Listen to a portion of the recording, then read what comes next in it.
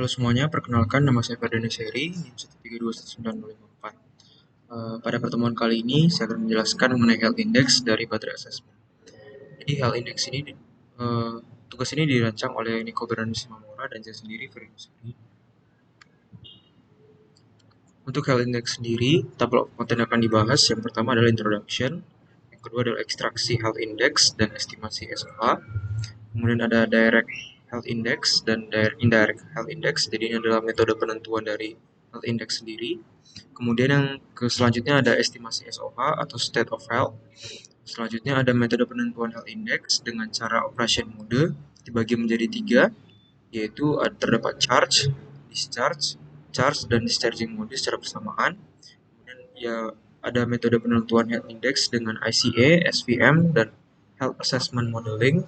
Dan yang terakhir adalah metode penelitian health index dengan AS. Untuk pengenalan yang pertama, baterai lithium ion sendiri lebih sering dipakai dikarenakan efisiensi energi, kepadatan daya yang tinggi, tegangan yang tinggi, serta rate self-discharge yang rendah, serta aging atau interval umur yang lama. Menjaga agar tidak terjadi failure, serta daya tahan baterai yang tidak cepat habis, maka penentuan tingkat fungsional atau state of health (SOH) sangatlah penting. SOH memberikan representasi atas penurunan kinerja baterai bila dibandingkan dengan kondisi normal atau kondisi idealnya. Jadi, SOH di sini bekerja sebagai pembanding atau pengkaji antara kondisi baterai saat digunakan atau current condition terhadap initial condition saat berasal dari pabrikan. Untuk meningkatkan akurasi dan presisi pengukuran SOH atau state of health, dilakukan metode estimasi dengan kondisi SOH menggunakan incremental capacity dan super factor Bayesian. Jadi dalam peninjauan nanti kita akan menggunakan dua metode, yaitu incremental capacity, kita akan menentukan berapa besar kapasitasnya. Kemudian yang kedua adalah dengan menggunakan support factor Bayesian atau dengan menggunakan pemetaan titik variasi dan mengambil nilai linearitas pada diagram. Oke, kita masuk ke bagian pertama yaitu ekstraksi health index dan estimasi SOH atau state of health. Jadi seperti yang terlihat pada gambar di samping, kita akan menggunakan beberapa sampel dataset di bagian sini. Kemudian akan masuk ke bagian blok besar yaitu SOH estimation atau SO estimasi dari state of health. Nah, kemudian kita dapatkan hasil dari estimasi SOH. Di bagian blok yang besar ini atau blok SOH estimation terdapat dua bagian lagi yaitu health index extraction dan kemudian adalah estimation. Health index extraction itu terbagi dari beberapa jenis, contohnya ada sample entropy, terdapat polarized kapasitansi, dan juga incremental capacity, dan lain-lain. Sedangkan setelah kita dapatkan beberapa feature dari health index extraction, kita akan melakukan estimasi terhadap feature tersebut, memetakannya ke dalam beberapa state of health yang ditentukan. Nah, penggunaannya itu bisa menggunakan model based approach, bisa menggunakan data driven, dan juga direct measurement. Jadi penting untuk diingat bahwa estimasi SOH daripada baterai dapat digunakan dengan memodelkan dua blok sistem. Kemudian kita masuk ke bagian pertama yaitu ekstraksi dari health index. Ekstraksi dari health index terbagi menjadi dua bagian, yaitu direct atau offline measurement dan juga indirect atau online measurement. Offline measurement atau menggunakan kapasitas baterai yang diukur secara langsung dengan perhitungan Coulomb, tetapi membutuhkan full discharge curve dari state of charge atau SOC 100% hingga 0%. Nah, resistansi internal juga dapat diukur secara langsung dengan spektroskopi impedansi elektrokimia atau AES yang menerapkan sinyal tegangan pada rentang amplitudo 5 hingga 50 mV serta frekuensi antara 0,001 hingga 100.000 Hz untuk mempelajari perilaku dari elektrokimia baterai. Jadi titik berat daripada pengukuran secara offline adalah mengukur seberapa besar kapasitansi baterai pada saat digunakan. Nah, pengukuran ini bukan saja pengukuran pada satu sampel waktu, tetapi pengukuran yang dilakukan adalah pengukuran discharge. Artinya di saat baterai digunakan dari keadaan 100% hingga 0%. Kemudian selanjutnya adalah indirect atau online measurement. Pada dasarnya, Variabel real time yang diukur dengan sistem manajemen baterai atau BMS terdiri dari tegangan, arus, dan suhu. Jadi terdapat 3 variabel yang terukur. Kemudian semua health index untuk SOH estimation harus bisa didapat dari penurunan ketiga variabel tersebut.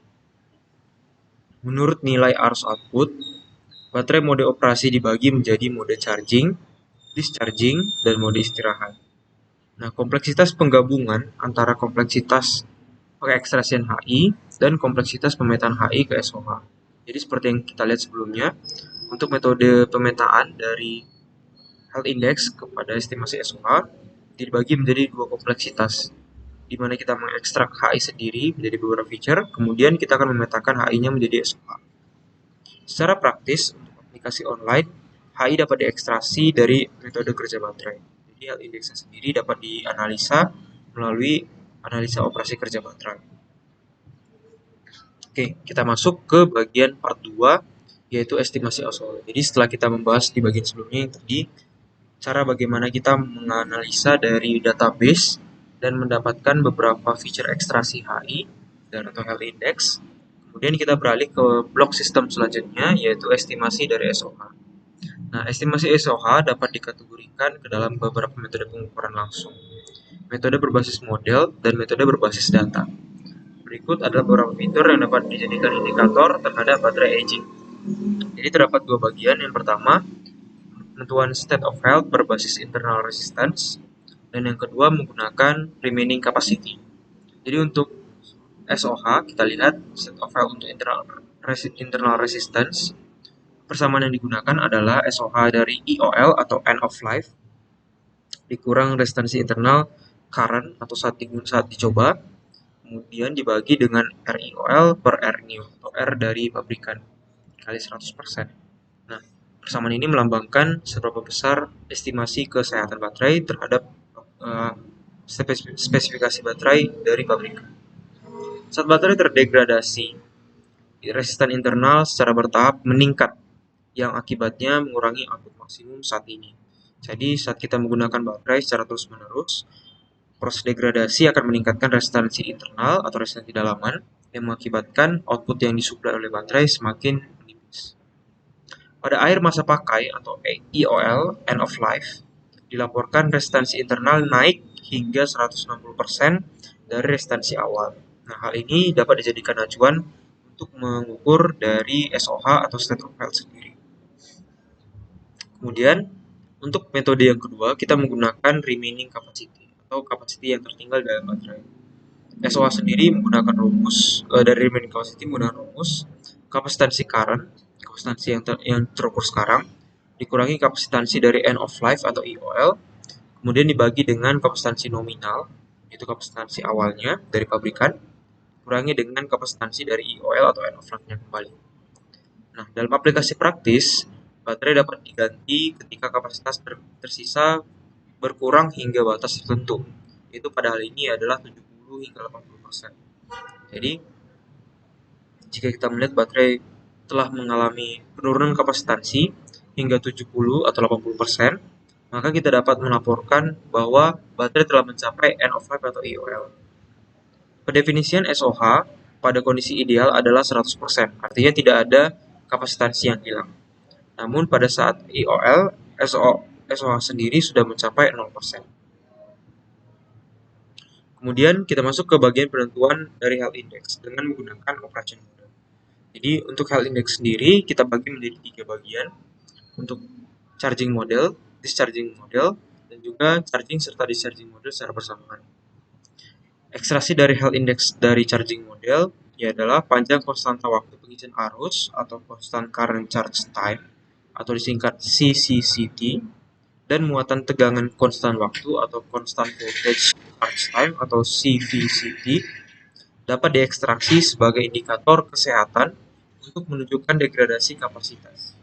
Nah, jadi kedua variabel ini dapat dijadikan suatu faktor untuk menentukan apakah baterai berada dalam kesehatan yang bagus atau tidak. Nah, CCCT atau constant current charge time dan CCCVT atau constant voltage charge time hanya berlaku bila baterai sedang diisi pada tahap constant current dari voltage cutoff rendah ke cutoff tinggi. Atau pada tahap ini, CV hingga arus turun ke ambang batas yang telah ditentukan. Kelemahan menggunakan metode ini adalah akurasi dan estimasinya sangat sensitif terhadap tegangan awal yang ditentukan. Jadi pengukuran ini harus mengamati atau mengakurasi di bagian pengukuran tegangan awal agar presisi yang didapatkan untuk pengukuran menjadi lebih tinggi. Kemudian kita masuk ke bagian ekstraksi dari health index baterai dengan menggunakan discharge model. Dibandingkan dengan metode charging sebelumnya, metode discharging EF atau electric vehicle cenderung berubah-ubah dan bergantung pada kondisi sekitar. Oleh karena itu lebih sulit untuk mengembangkan health index dari kurva discharging. Jadi misalnya kita lihat di kurva ini, kurva tegangan terhadap waktu, kita lihat untuk level tegangan semakin bertambahnya waktu, maka level tegangan akan semakin menurun. Sedangkan health index-nya juga akan semakin menurun. Kita lihat ditandai dengan kurva warna merah. Nah, kemudian kita masuk ke bagian yang selanjutnya, yaitu charging dan discharging mode secara bersamaan. Bila kita lihat pada bagian kanan, terdapat penggambaran dari modul Thevenin untuk penganalisan modul ini. Analisa dengan menggunakan gabungan kedua mode operasi juga diusung dengan menggunakan RLS atau Recursive Least Squares Method untuk mengidentifikasi parameter pada model Thevenin dengan mempertimbangkan kompleksitas, akurasi, serta faktor lainnya. Jadi pada skema yang ditunjukkan dengan menggunakan gambar di bagian kanan, kita dapat mengambil beberapa representasi awal seperti VOC. Pada bagian ini melambangkan tegangan open circuit. Kemudian terdapat VO di bagian ujung melambangkan tegangan terminal yang akan diukur. Kemudian di bagian arus di bagian sini yang dilambangkan dengan I melambangkan representasi arus. Kemudian terdapat C atau polaritas kapasitansi dan terdapat RO serta RI yang melambangkan resistansi internal atau internal resistance serta resistansi polarisasi atau polarized resistance. Jadi di saat kita melakukan pengukuran, kira-kira bentuk dari model operation mode charging dan discharging model dalam pengekstrasian health index dapat digambarkan seperti gambar pada bagian kanan. Kemudian kita masuk ke bagian selanjutnya adalah metode penentuan health index tapi dengan menggunakan metode ICE, SVM, dan EIS.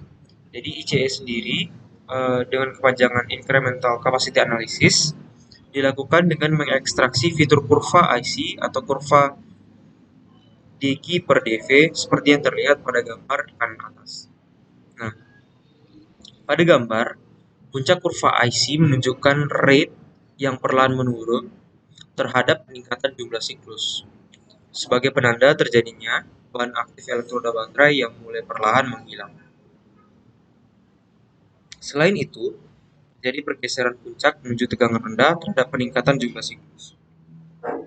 Jadi seperti yang terlihat pada gambar, untuk pemetaan dari kurva ini, untuk siklus yang semakin bertambah, seperti kita lihat pada tanda panah ke bawah, maka nilai dq per dV atau penurunan kapasitas terhadap tegangan atau HI per V atau daya per tegangan, kita lihat kurvanya akan semakin menurun seiring dengan cycle yang bertambah. Nah, hal ini dapat direpresentasikan menjadi kurva di bagian bawah dengan mengambil beberapa peak yang sebelumnya telah diambil. Jadi bisa kita lihat penurunan pada kondisi 80%, laju daya per tegangan diberikan sekitar 2,7, sedangkan pada 50% berada pada nilai 1,6. Pada dua variasi awal memiliki besaran dan posisi puncak, kemudian pada bagian ketiga mewakili posisi 80% terhadap puncak, dan yang keempat mewakili posisi 50% terhadap puncak. Nah, kemudian kita masuk ke bagian SVM. SVM sendiri merupakan panjangan dari Support Vector Machine. Jadi, Support Vector Machine menggunakan aplikasi dalam menyelesaikan permasalahan klasifikasi dan regresi. Jadi saat kita mempunyai beberapa database, kita akan mengekstraksi terlebih dahulu beberapa feature utama seperti kontras cahaya atau beberapa objek yang dapat kita trace. Nah, pada bagian SVM, kita akan mencari beberapa kelompok pengklasifikasian di mana beberapa dot akan saling bertemu dan dapat kita lingkari atau kita mark sebagai satu klasifikasi awal. Nah, untuk bagian ini digunakan untuk menyelesaikan masalah regresi. SVM diterapkan sebagai tools dalam prediksi regresi SVR. Jadi, keuntungan dengan menggunakan algoritma SVR adalah kompleksitas komputasi yang teranggap rendah. Karena kita menggunakan pembagian beberapa dataset atau ekstraksi feature dari semua sampel-sampel yang telah kita kumpulkan. Sehingga keuntungan ini menjadikan SVR sebagai algoritma pemodelan high dimensional data yang diterapkan secara luas. Nah, bila kita mengacu kepada case yang kita hadapi sekarang, untuk memetakan state of health dari kondisi-kondisi baterai dengan beberapa case di luar peninjauan objek, maka kita bisa mendapatkan beberapa kesimpulan atau beberapa faktor yang menyebabkan rendahnya kapasitansi atau internal resistance dari baterai. Nah, ini akan mempengaruhi state of health dari baterai itu sendiri. Bila kita mengumpulkan beberapa data tersebut dan menyusunnya menjadi suatu database, maka data ini bisa dijadikan high dimensional data. Dikarenakan beberapa penyebab dan beberapa sebab dapat terakibat dari cause yang kita dapatkan. Seperti yang terlihat, data yang telah didapatkan akan ditarik garis lurus seperti pembatas atau boundaries, dan kemudian diferensiasi atau rata-rata antara jarak kedua garis putus-putus ini akan menjadi separating hyperline. Nah, kemudian margin akan dijadikan sebagai acuan, sebagai pengklasifikasian dari setiap feature yang telah kita ekstraksi. Kemudian kita masuk ke bagian yang ketiga dari metode ICA dan SVM, yaitu Health Assessment Modeling. Pada gambar, penggunaan SVR terhadap pemetaan fungsi nonlinear antara fitur degradasi dan health index. Input model adalah 4 fitur yang diekstraksi dari kurva ICA, yaitu degi per dV peak atau berapa laju dari daya per berapa laju dari arus dikali waktu per penurunan atau rate dari tegangan. Kemudian terdapat juga V-peak atau tegangan. Kemudian ada tegangan 80% terhadap puncak. Kemudian tegangan 50% terhadap puncak. Sehingga dapatkan state of health seperti pada gambar.